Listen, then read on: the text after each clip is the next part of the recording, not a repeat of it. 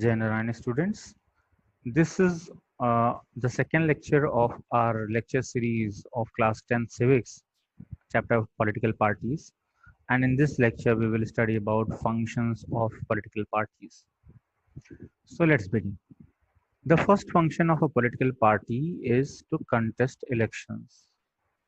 Contest elections का मतलब आप जानते ही हैं कि जो डिफरेंट पार्टीज होती हैं जब भी इलेक्शन होते हैं तो they contest in the election, they contest from the other parties, जैसे कि बीजेपी है तो कांग्रेस से उसका कॉन्टेस्ट होगा, आम आदमी पार्टी से कॉन्टेस्ट होगा, और ये सब आपस में कॉन्टेस्ट करते हैं और जो सबसे ज्यादा सीट्स जीत जाता है उस इलेक्शन में उसकी सरकार बनती है. In most democracies the elections are fought mainly among the candidates. Parties contest कर रही हैं लेकिन वो किसके थ्रू कंटेस्ट करेंगी? They will contest through the candidates. हर पार्टी अपने यहाँ चुनाव में अपनी तरफ से कुछ कैंडिडेट्स को उतारती है, या ये कहें कि कैंडिडेट्स को टिकट मिलता है पार्टी से. जिनको टिकट मिलता है वो कैंडिडेट्स चुनाव में उस पार्टी की तरफ से कॉन्टेस्ट करते हैं, और जिनको नहीं मिल पाता है, बहुत से ऐसे भी होते हैं जिनको किसी पर्टिकुलर चुनाव में, किसी पर्टिकुलर इलेक्शन में टिकट नहीं मिलता है, यानी कि वो सेलेक्ट नहीं होते हैं फॉर कंटेस्ट, तो वो नहीं कंटेस्ट कर पाते हैं, वो इलेक्शन, वो चुनाव में नहीं लड़ पाते हैं. अब ये सिस्टम जो कैंडिडेट्स को इलेक्ट करने का है वो हर कंट्री में डिफरेंट होता है. जैसे हमारे कंट्री में क्या होता है, जो टॉप लीडर्स हैं वो डिसाइड करते हैं कि किस कॉन्स्टिट्यूएंसी से, मतलब किस क्षेत्र से कौन सा व्यक्ति उनकी पार्टी की तरफ से चुनाव लड़ेगा. जबकि अगर हम यूएसए की बात करें तो यूएसए और कुछ और कंट्रियों में जो मेंबर्स होते हैं या जो सपोर्टर्स होते हैं पार्टी के, जो कि आपने फर्स्ट लेक्चर में पढ़ा था कि देयर आर 3 एलिमेंट्स. पहला तो टॉप लीडर्स हो गए, दूसरे हो गए एक्टिव मेंबर्स, और तीसरे हो गए सपोर्टर्स. तो यूएसए जैसे कंट्री में मेंबर्स और सपोर्टर्स वोट करके तय करते हैं कि उनकी पार्टी की तरफ से चुनाव में किसको कैंडिडेट बनाया जाए. जबकि भारत में जो टॉप लीडर्स होते हैं वो तय करते हैं. जैसे कि कांग्रेस में सोनिया गांधी, राहुल गांधी, ये लोग तय करेंगे कि किस एरिया से कौन सा कैंडिडेट उनका चुनाव लड़ेगा. बीजेपी में अगर बात करें तो नरेंद्र मोदी, अमित शाह, राजनाथ सिंह, ये लोग जो है ये तय करेंगे कि कौन सा व्यक्ति जो है, कौन सा कैंडिडेट उनके पार्टी का किस क्षेत्र से चुनाव लड़ेगा. सो this way they contest election with one another through the candidates which are selected either by the top leaders like in India or by the members and supporters like in the case of USA. The second function that they perform, that these political party perform, are to put forward different policies and programs. यानी कि अपने policies और programmes को जनता के सामने रखना.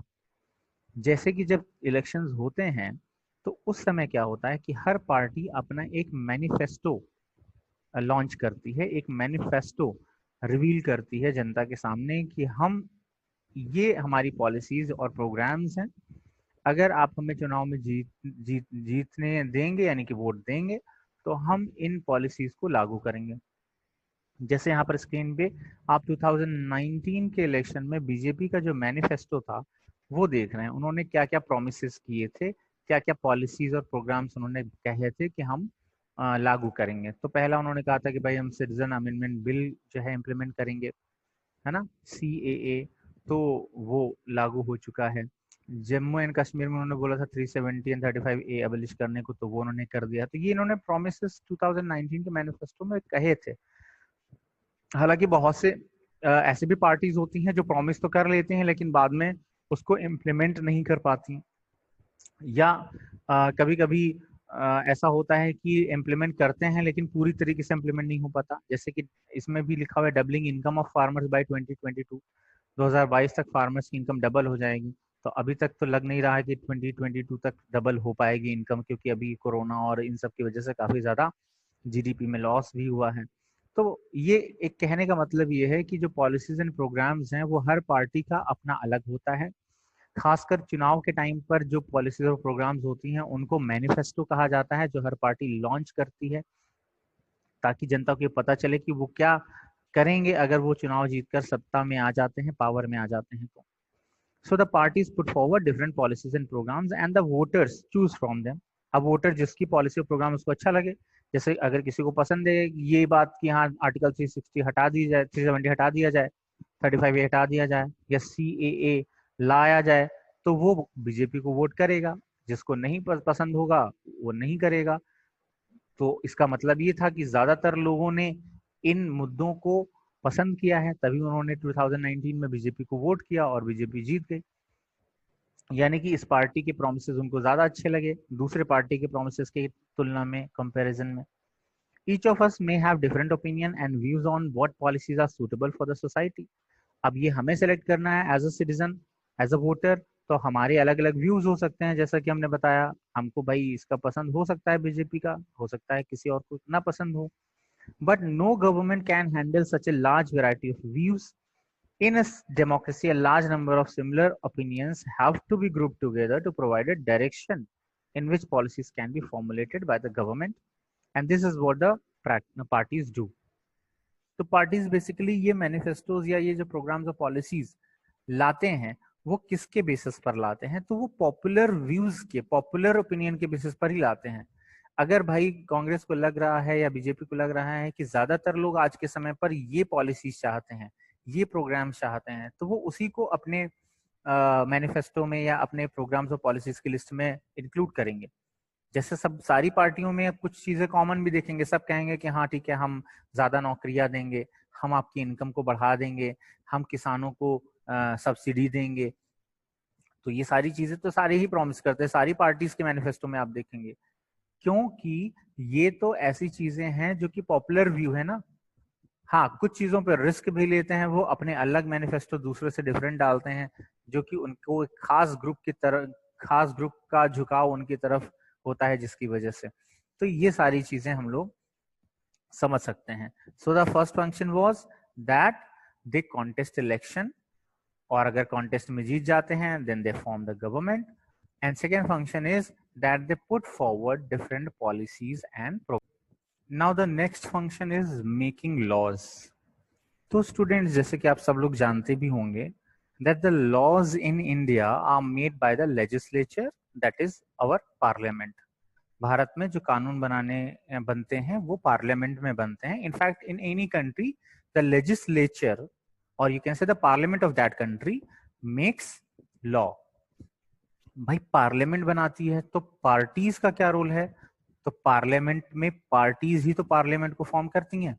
जैसे कि लोकसभा के इलेक्शंस हुए तो उसमें जो भी कैंडिडेट्स जीत जाते हैं लोकसभा के elections, they become the member of parliament and they have to sit in the parliament and discuss and debate on the matters of laws and other policies.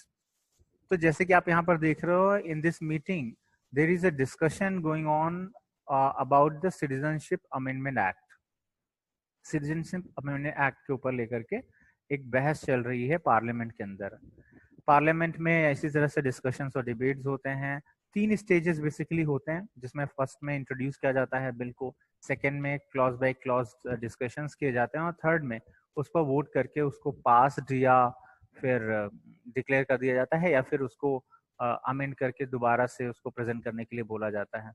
So these are the 3 stages. तो हम क्या देख रहे हैं कि parliament के अंदर, legislature के अंदर एक्ट्स जो हैं बनाए जाते हैं।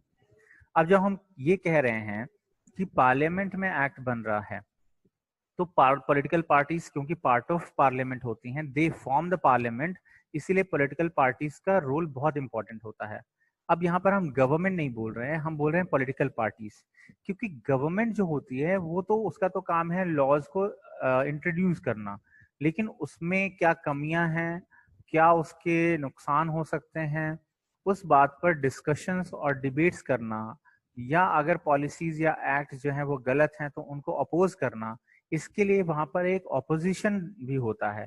यानी कि जो विपक्षी दल जिनको बोलते हैं, जो सरकार में नहीं है, ऐसी पार्टीज भी इस सभा में होती हैं, और वो जो उन पार्टीज के इलेक्टेड मेंबर्स हैं, ऐसे किसी भी कानून का विरोध करते हैं वहां पर जो कि जनता के भले के लिए नहीं है, या जो पॉपुलेशन को एट लार्ज नेगेटिवली इम्पैक्ट कर सकते हैं।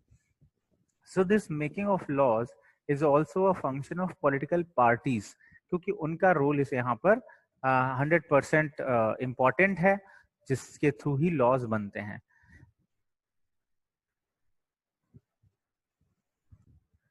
Now let's talk about the fourth function of the political parties, which is formation of government. तो जैसे कि हमने पहले पढ़ा है द पार्टीज कॉन्टेस्ट इलेक्शन, और अगर इलेक्शन में पार्टी जीत जाती हैं तो वो पार्टी क्या करती है, गवर्नमेंट फॉर्म करती है. जैसे कि आप इमेज में देख रहे हैं, after winning the elections of Lok Sabha, mister Narendra Modi is taking oath as prime minister, और उनको ओथ दिलवा रहे हैं द प्रेसिडेंट ऑफ इंडिया.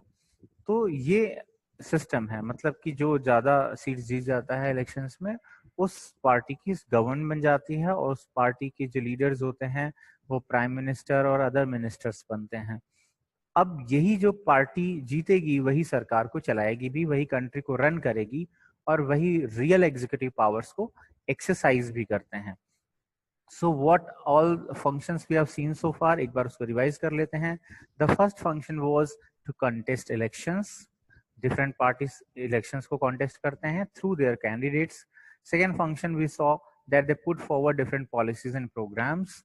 तो इलेक्शन के पहले और इलेक्शन के बाद भी वो नई पॉलिसीज और प्रोग्राम्स को लॉन्च करते हैं. जब इलेक्शन के पहले वो लॉन्च करते हैं तो उसको मैनिफेस्टो कहा जाता है, और इलेक्शंस के बाद भी वो पब्लिक के लिए नई पॉलिसीज और प्रोग्राम्स को लॉन्च करते रहते हैं. जब जीत जाते हैं तो विनिंग पार्टी ये काम करती है, बट मैनिफेस्टो तो सारी पार्टी लॉन्च करती है. Then third we saw that making laws is an important function. Parliament के अंदर डिफरेंट पार्टीज जो होती हैं उनके मेंबर्स होते हैं, और वो आपस में डिस्कशंस और डिबेट के बाद किसी एक्ट को पास करते हैं और लॉ बनाते हैं. Next is formation and running of the government. This is also an very important function. जब भी कोई पार्टी जो है इलेक्शन जीत जाती है तो वो गवर्नमेंट फॉर्म करती है और सरकार चलाती है, कंट्री को रन करती है. Now the next function of political parties is the role of opposition. As you know that the party which loses the election, they play the role of opposition. और इनका काम क्या होता है, ये जो गवर्नमेंट काम कर रही है, जो गवर्नमेंट पॉलिसीज बना रही है, जो गवर्नमेंट पॉलिसीज ला रही है, उसमें अगर कोई कमियां हैं, कोई खामियां हैं, तो उसको जनता के सामने लाना, उसका विरोध करना, ये इनका काम है. इसलिए उनको ऑपोजिशन कहा जा रहा है, because they oppose the government if the government is doing something wrong. इसके अलावा अगर मान लीजिए सरकार ने, या ये कहें कि जो पार्टी है, जो रूलिंग पार्टी है, उसने कोई प्रोमिस किए थे इलेक्शन के दौरान, और अभी वो उस अपने प्रॉमिस को नहीं पूरा कर पा रहा है, then the opposition will force them और pressurise them to fulfil that promise. उसने वादा किया कि हम इतनी नौकरी देंगे, उसने वादा किया कि हम यहाँ सड़क बना देंगे, लाइट दे देंगे, और अगर नहीं दे पा रहा है तो ऑपोजिशन उस पर दबाव डालेगा कि वो अपने प्रोमिस को पूरा करे. तो ऑपोजिशन भी बहुत इंपॉर्टेंट रोल प्ले करता है हमारी पॉलिटिक्स में. ये पार्टीज भी काफी ज्यादा इंपॉर्टेंट होती हैं, although they are not ruling parties, but still they have their own importance in the democracy. अब ऑपोजिशन बनने के लिए वैसे तो भाई 10% सीट्स कम से कम होनी चाहिए. तो अभी के हिसाब से, जैसे अगर हम अभी बात करें, तो ऑफिशियली कोई ऑपोजिशन नहीं है इन लोकसभा. लोकसभा में कोई भी ऑफिशियली ऑपोजिशन की पोस्ट पर नहीं है, क्योंकि 10% सीट्स किसी के भी पास नहीं है. 10% का मतलब अगर 545 सीट्स हैं, देन 54 सीट्स एटलीस्ट होनी चाहिए. हालांकि सबसे बड़ी पार्टी कांग्रेस है ऑपोजिशन की, लेकिन ऑफिशियली वो ऑपोजिशन की पार्टी नहीं है, क्योंकि 10% सीट्स कम से कम उसको जीतनी चाहिए थी. तो 2014 और 2019 की लोकसभा में कोई भी ऑफिशियल ऑपोजिशन नहीं है सरकार का, पर still as they are the parties which are prominent, and they are the other second number and third number big parties of the country, so they have their own responsibilities to oppose the wrong policies of the government. Now the next function is to facilitate access to the government machinery and welfare schemes. तो अगर हम बात करें access to government machinery and welfare schemes का, तो आपको पता है कि सरकार बहुत सी स्कीम्स चलाती है गरीबों के लिए, किसानों के लिए, मजदूरों के लिए, महिलाओं के लिए. जैसे आप देख रहे हो उज्ज्वला योजना है, डिजिटल इंडिया है ना, स्वच्छ भारत, इस तरह की बहुत सी स्कीम्स और पॉलिसीज गवर्नमेंट लॉन्च करती है. बहुत से होते हैं जो जनता को डायरेक्ट बेनिफिट देने के लिए होते हैं।